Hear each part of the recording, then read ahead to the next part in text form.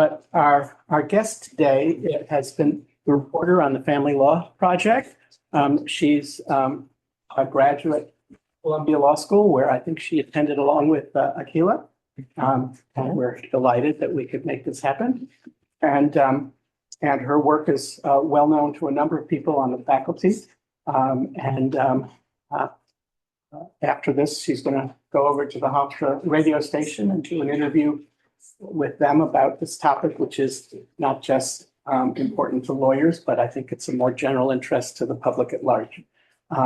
So with that, as usual, I'll ask her to speak for a while and then hear our response from beloved Barbara Stark.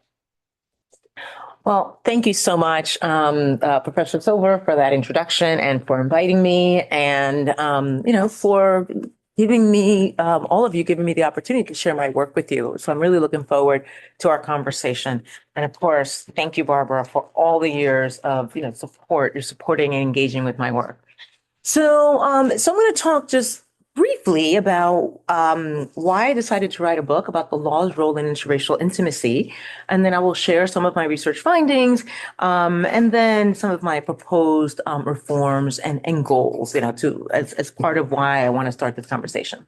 So as Professor Silver pointed out, I'm one of the reporters of the Restatement of Children and the Law. So that should tell you that I typically don't write about relationships between adults, but rather relationships between parents and children. So most of my work has really been in that area. But about a decade ago, I began noticing that about half of my family members, or a little bit more than half, and my spouse's, family members were both Latino, that they were in intimate, committed relationships with white partners. But none were in relationships with African-American partners. And, that just seemed a little bit odd because pretty much everyone in my husband's family and my own family, we were raised in New York City or New Jersey, sort of the urban areas, and we went to predominantly minority schools, so predominantly African American and Latino schools, where over 90% of the students were of color.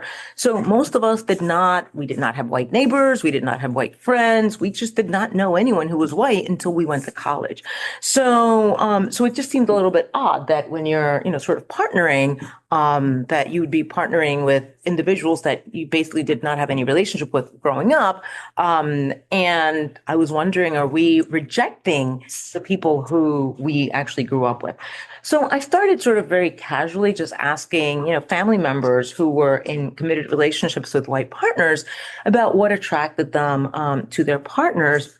And a lot of the questions had to do with economics and upward social mobility, sort of seeing intermarriage or marrying someone who's white as a mechanism for social mobility.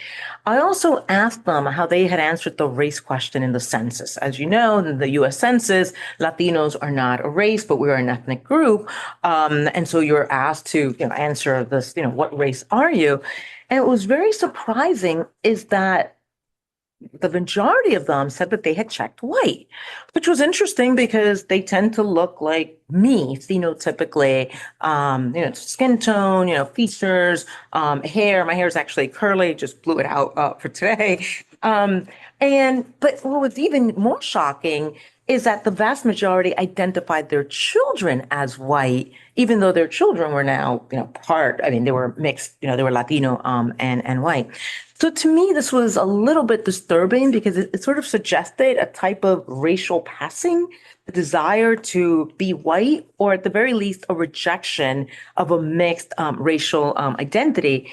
But I understood it. And the reason I understood it is because Latinos are taught from a very early age that light skin tone is and proximity to whiteness is preferable to darker skin tone and proximity to blackness. So anti-Black bias is very prevalent in the Latino community. In fact, Latino parents and grandparents often talk about the need, this is a quote, to mejorar la raza, which literally means the need to improve the race. And how do you improve the race? by marrying someone who is lighter, preferably someone who's Caucasian, and having lighter complexioned children. So my conversations with family members really led me to conclude that many had sort of internalized this message. But I wanted to see just how widespread these preferences might be. Is it just sort of my quirky family and my husband's quirky family? So I began to look at the work of social scientists who were exploring individuals' preferences in the dating market, both online and offline. And I discovered that no, it wasn't just my family members who preferred white partners, but that this preference was very common amongst Latinos, amongst Asians, and amongst whites. And there were also a number of studies that actually found that this preference for white partners was also prevalent amongst African Americans who did not sort of stated, but when they looked at who they responded to online, they had very similar preferences to other groups. So let me just share very briefly some data. So studies have repeatedly found that most people, the majority of people on dating apps, regardless of their own race, are more likely to contact white users, other white daters, and to respond to messages from white daters. And they are the least likely to respond to messages or to contact daters who are African American women or Asian American men. So so you definitely see this racial hierarchy just very early on. And we see these preferences not only among individuals seeking partners of a different sex, but also among men seeking same-sex partners, so gay men. Lesbian women tend to be much more egalitarian and do not discriminate on the basis of race anywhere nearly as much as other groups do. And these racial preferences are actually reflected in our data on interracial marriage. So in 2019, for example, 19% of new marriages were between persons of different races or between Latinos and non-Latinos. Latinos are not a race, but for purposes, when social scientists are doing this work, they do put Latinos, sort of almost as a racial group. So 19% is the rate of interracial marriage. But studies have found that if individuals across the United States were matched randomly without regard to race, after taking into account the things that really do make a difference, that like geography, socioeconomic status, religion, education, that approximately 44% of marriages would be interracial. And so what we see is that the interracial marriage of 19% versus, what would actually, reflect a society that is not race conscious when it comes to intimacy would be about 44%. I think that shows that race does affect our intimate choices. But the extent to which race affects our intimate choices really depends on the intersection of race and gender. So more than 1/3 of second generation Asian Americans and Latinos, meaning those who were born in the US, but whose parents were immigrants, so someone like me, to marry a person of a different race. But in contrast, only 18% of African Americans marry someone who is not African American. So, 18% versus more than 1/3. And we see this, this contrast is even starker when one considers gender. So Asian American women are more than 3 times as likely as African American women to marry someone of a different race. And I'll talk a little bit later about, is it like what's driving this? Now, all of this I think was really interesting, eye-opening, but, from a sociological perspective, but I'm a lawyer. So I was really interested in exploring how, if at all, if and how the law has influenced our racialized romantic preferences. And so I was interested in exploring why some groups have much higher rates of interracial intimacy and how the law explicitly discriminatory treatment of different racial groups until the 1960s may have shaped our preferences and opportunities, right? Because intimacy is not just about preferences, but about opportunity.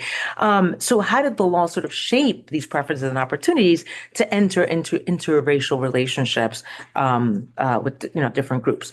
And what I concluded was that the legacy of anti-miscegenation laws, racially discriminatory immigration and naturalization laws, so this is, mostly federal, segregation in housing and schools, together with, so looking at sort of these past policies, together with current practices such as exclusionary zoning, the Mrs. Murphy exception, to sort of equity in housing, our K through 12 public school assignment system, and spatial segregation all work together to influence our romantic preferences and opportunities to enter into intimate relationships.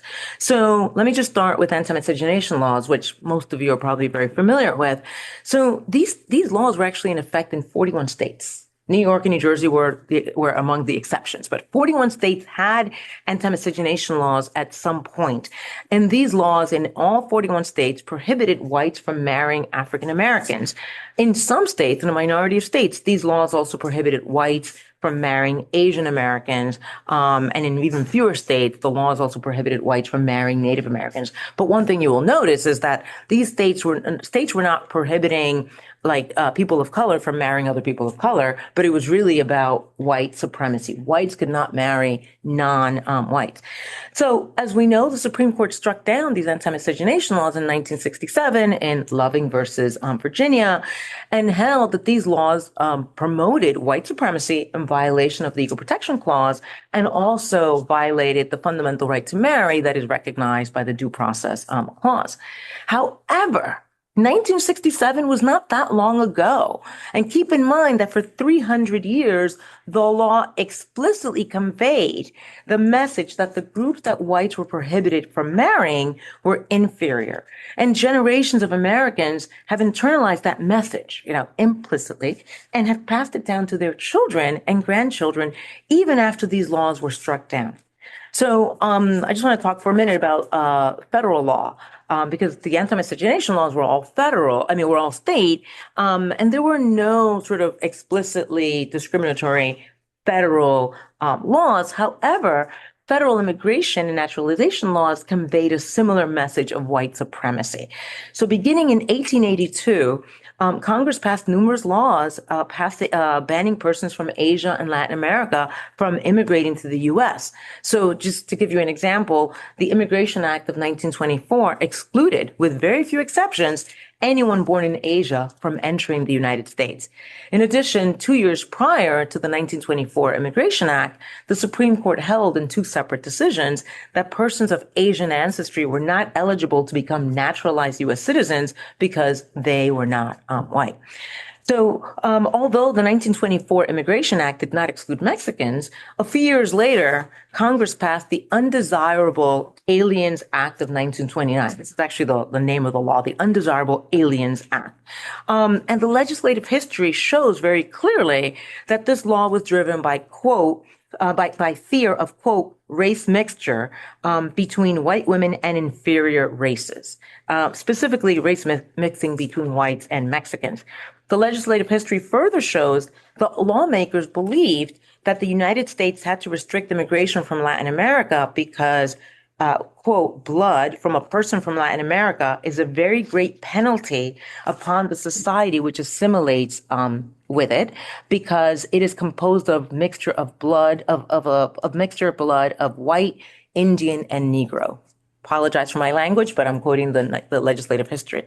So while no federal laws actually prohibited interracial relationships, these federal immigration and naturalization laws clearly hindered and certainly discouraged interracial relationships. So, but now I want to shift to segregation in schools and in housing. Until the 1960s, federal, state, and local governments prohibited and promoted and enforced discriminatory housing policies such as redlining, racially restrictive covenants that kept African Americans and other racial minorities out of white neighborhoods and out of schools with predominantly white students. This is all very well documented in Richard Rothstein's 2018 book, The Color of Law, A Forgotten History of How Our Government Segregated America, which I will point out that every student at Seton Hall Law School where I teach has to read as part of orientation. And so the book provides many examples of how the government perpetuated segregation in suburbs throughout the country, and specifically like suburbs in New York and New Jersey, Levittown is featured, very, very, gets a lot of attention. Now, preventing interracial intimacy was a driving force behind residential and educational segregation. Indeed, lawmakers expressly defended residential segregation on this ground. And in the book, I cite, cases. Lawmakers feared that if white and non-white individuals lived near each other, went to school together, and they shared public spaces, that they would develop friendships and eventually intimate relationships. Consequently, states across the U.S., including New York and California, so it wasn't just sort of the southern states that we think about, but these states had laws that expressly kept African American, American Indian, Asian, and Latino children out of these predominantly white schools.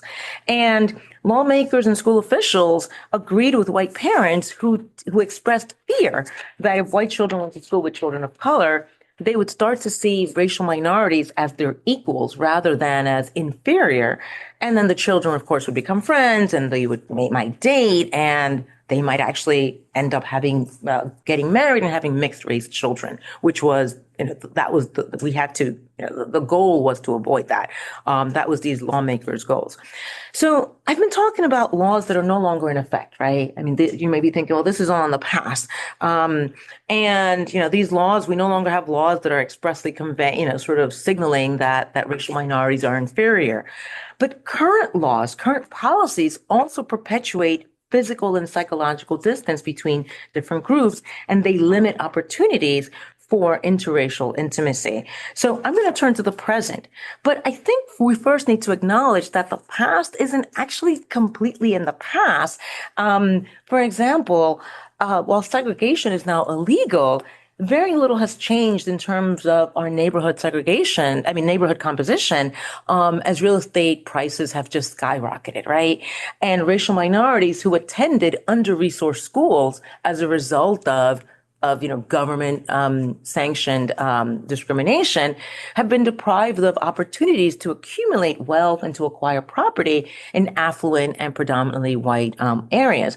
And I think we all know that many public schools today are as segregated or even more segregated than they were in the 1970s, right? And so New York, New Jersey, California are among the states, the top 7 of the most segregated states for public education.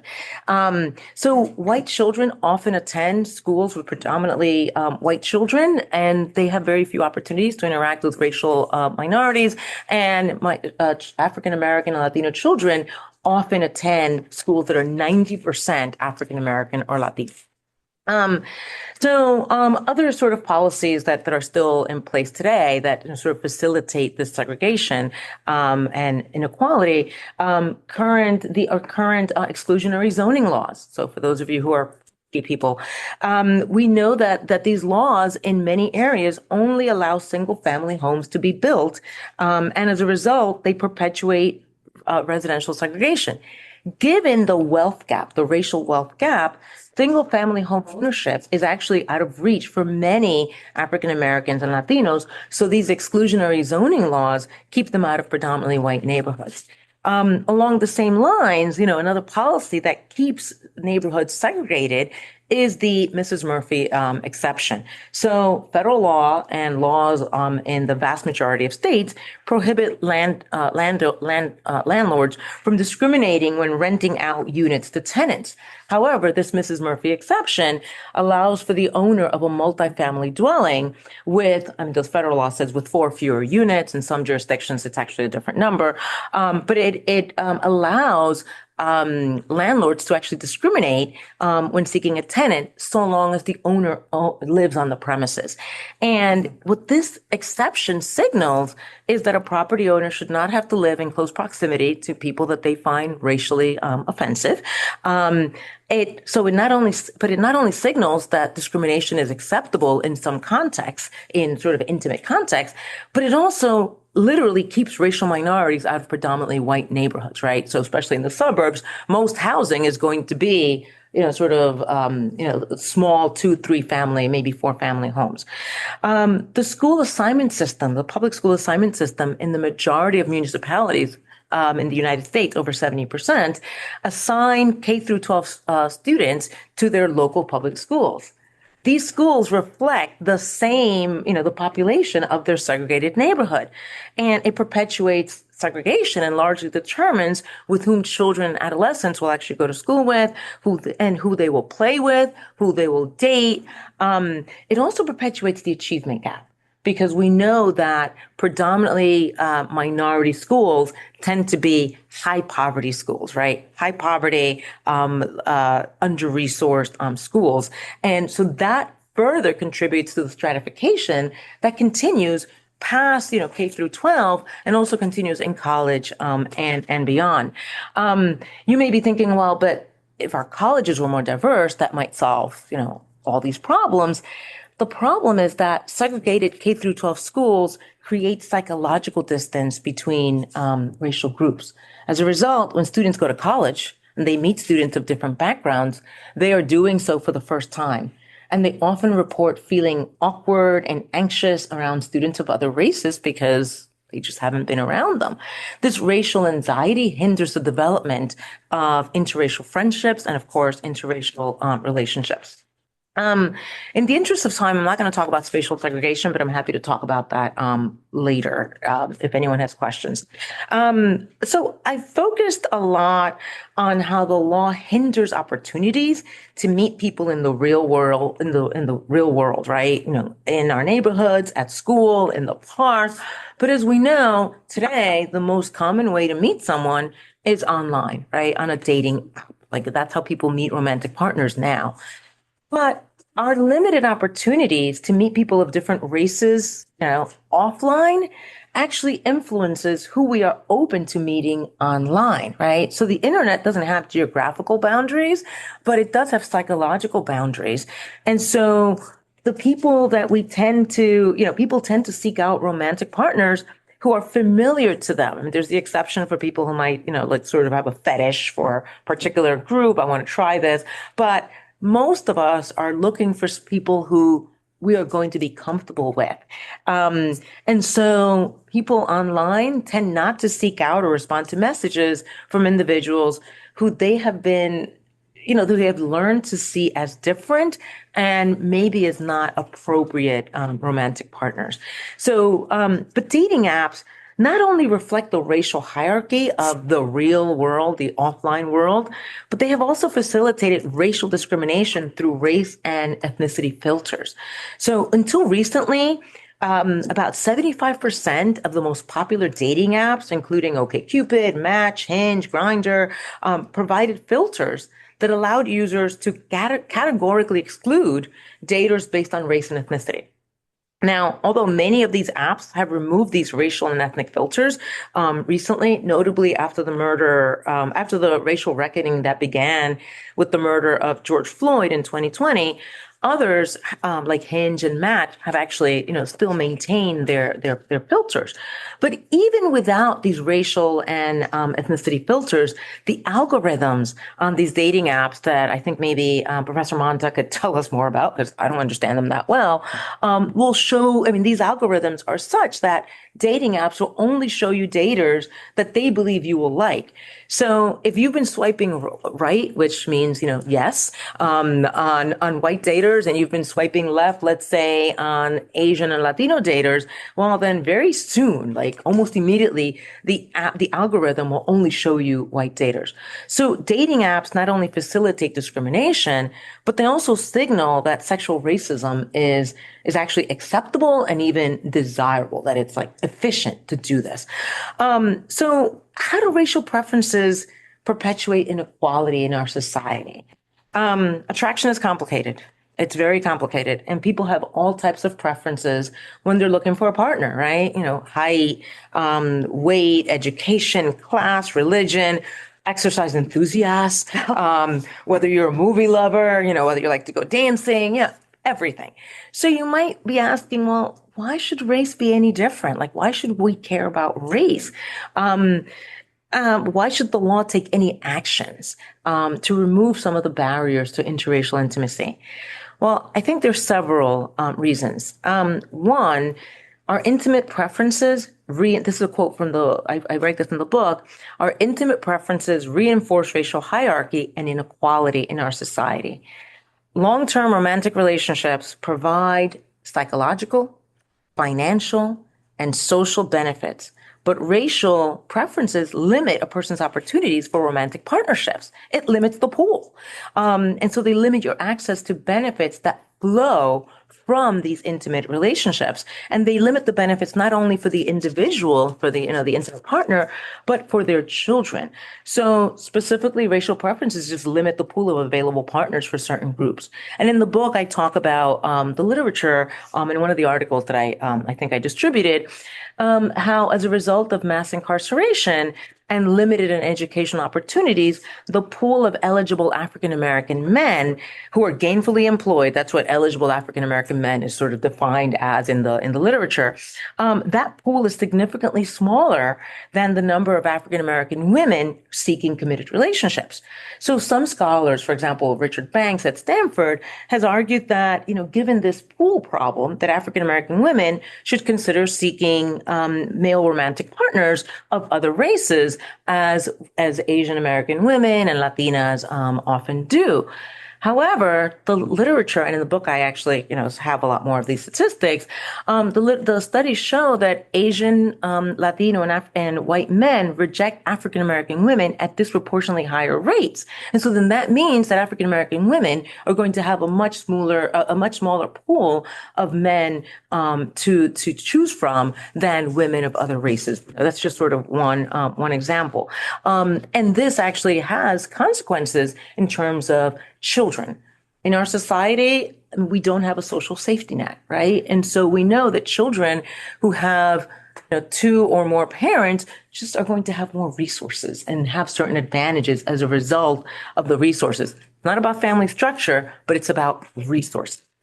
The other reason why we should care about race in the intimate market is that racial preferences cause significant psychic harm to individuals who are rejected because of their race and skin color. There is something very different when you are rejected on the basis of race as when you are rejected because you don't exercise as much or you're not a dancer or something like that. Racial preferences also stigmatize entire racial groups, even if you're not in the market, because they are labeling an entire group as less desirable. So they may have an impact on all groups. So how should the law intervene? Well, basically, my proposals really map to what I see are some of the problems. So let's remove the barriers that the law created to interracial intimacy. So abolish single-family zoning. There are many reasons to abolish single-family zoning that have nothing to do with this. So talk to any property scholars. But one of the benefits, I think, of abolishing single-family zoning is that it would allow for individuals of different backgrounds to have access to have the same opportunities to interact. Let's abolish the Mrs. Murphy exception. Many scholars have written about that. Let's abolish or change our K through 12 educational system that actually perpetuates educational segregation and which actually perpetuates this achievement gap. We can create interdistrict magnet schools. That's, sort of one approach. We can allow children to attend schools outside their district. We can also support admissions policies, despite, the Supreme Court's decision on affirmative action. We can support admissions policies that will enable colleges and universities to enroll a racially diverse student body. For example, some schools are really looking at recruiting students from high poverty schools, which tend to be, predominantly racial minority schools. Let me just I guess one more point. So how much time do I have? Do I have 2 minutes? Okay. Yeah. Okay. I'll wrap up in 2 minutes. The last thing I will sort of mention is dating platforms. The law did not create discrimination on dating platforms, but it has allowed dating platforms, dating apps to facilitate discrimination that would be prohibited in brick and mortar spaces. So as an example, a restaurant, a gym, a park that is open to the public cannot deny someone service or entry on the basis of race. But this is exactly what race and ethnicity filters on dating platforms do. right? They completely eliminate, they exclude from view individuals of a particular race. So I propose that the law prohibit dating platforms from facilitating this conduct by their users. Users can still, sort of write whatever they want, but you wouldn't have the option of being able to exclude a whole group, basically, as a category. So my goals in writing the book are really to start a conversation. It's to start a conversation among scholars in different areas, in family law, in education law, in transportation law, in information and technology law, in property law, about how intimacy is one area that perpetuates racial and social inequality. So thank you. So before I turn to Barbara, I just want to say that last week I neglected, my eyesight wasn't good enough to catch the little signs on the Zoom. So if you do want to contribute,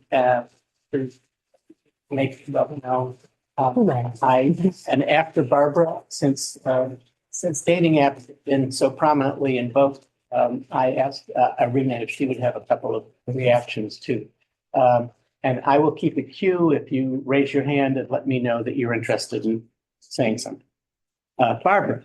Thank you. I will be brief. Thank you so much for coming out here. And thank you also for this astonishing book. You certainly have started conversations. There's what it looks like. There's a lot to love in this book about love. As Rick Banks begins in a online symposium on this book among family law professors and race professors and civil rights professors and interdisciplinary professors, just an astonishing group of heavy hitters who got together on the balkanization website under the auspices of Jack Balkan to have this symposium.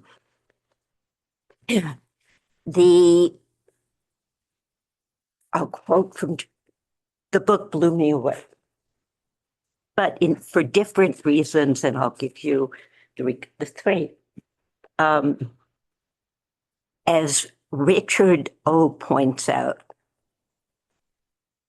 all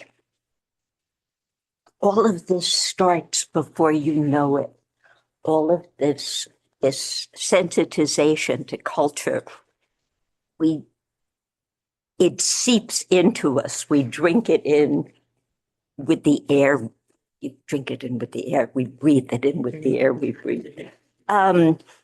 What was striking is how early and how deeply we're shaped by our cultures, and how, of course, our aggregate beliefs and behavior shapes and not only determines, but over-determines, redundant factors, that culture, making it seem natural, inevitable. This is just how it's supposed to be. And I'm going to post for my family law class this symposium, which is very brief. People spent a page or so, but rich. I'll be posting that. And the best part, if you want to cut to the chase, would be Professor Maldonado's responses. She responses to all, ever many, there are 10, I don't know, 12, who's counting? She responds to them all just on point, sharply. And she, for example, she notes in the blog that she had at the time, 2024, her daughter was 9 months old, and she said she'd better start thinking about preschool care and early, how daycare and schools affect children. And it's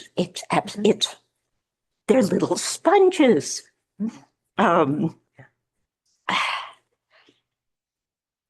I remember my daughter out on the soccer field when it wasn't a real soccer field when she was 4, pirouetting like this little, and my husband tried to play catch with her. We tried, and she just, I asked him, where does this come from? It's not innate, it's just ubiquitous. Which leads to the second point, which is raised in the symposium and it's one of the major themes I found in the book, and that is the idea, of course, that the personal is political and the political is personal, zooming in and out, which I've always found a fascinating point of view and important. How do these two realms address each other or reflect and reinforce each other? But I hadn't focused, and I've thought about family law a lot, but I haven't focused about law as opposed to politics as being the actor in this dynamic. And it is, and you've convinced me that it certainly obviously is, and so powerfully. And without, sometimes accidentally, sometimes there doesn't seem to be continued malevolent intention, but there it is.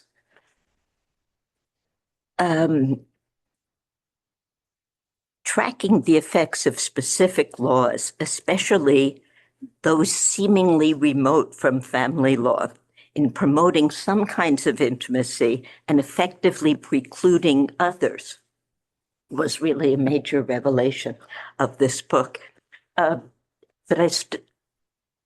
in your beginning remarks, you noted your own family.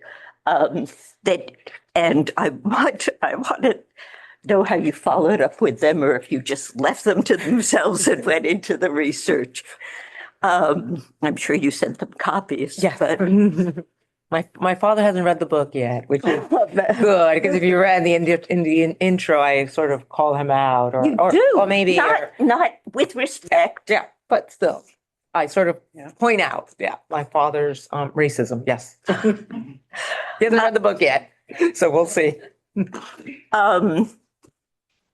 here, I was moved by Dorothy Roberts' comments, her entry. She has long been a favorite scholar of mine, and she talks about the link between interracial intimacy and racial equality, and a study that her parents, who were an interracial couple, but a study that they conducted as an interracial couple on interracial couples in Chicago, which is amazing. The book will be published, I think, next week. I've already pre-ordered it. So Dorothy Roberts, The Marriage Project. So it's, wow, yeah. Thank you. But she points out that the partner of the subordinated group, if you don't marry up, if you marry down, as one of her parents did, you wind up, her parents couldn't live in, or people who her parents studied, I should be circumspect, lived in Black communities, which were much more accepting than white communities, which is, it's not like this interracial couple was a breakthrough. It was like this interracial couple took a hit.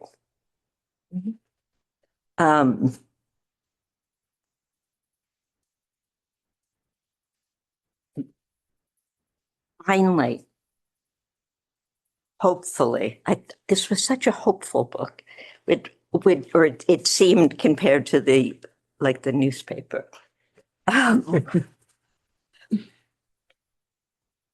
Rachel Moran, I always talks about change in the coming decades, and she talked about she had written a book about race and intimacy, a very different book in 2000, the early 2000s. Mhm. And she said she was surprised by how fixed some of the numbers seemed, how stable. But she was saying, but where are we now? Aren't we now in a time of flux, in a time, and she was writing in 2024, and she was talking about climate change. She wasn't talking about an economic chasm between the rich and poor in this country that makes the earlier Gilded Age look like equality or something more equal. She wasn't talking about bans on 75 countries, immigration from 75 countries that are black or brown countries. We have a government that makes these kinds of categories. She wasn't talking about or asking you about people in the street in Minnesota.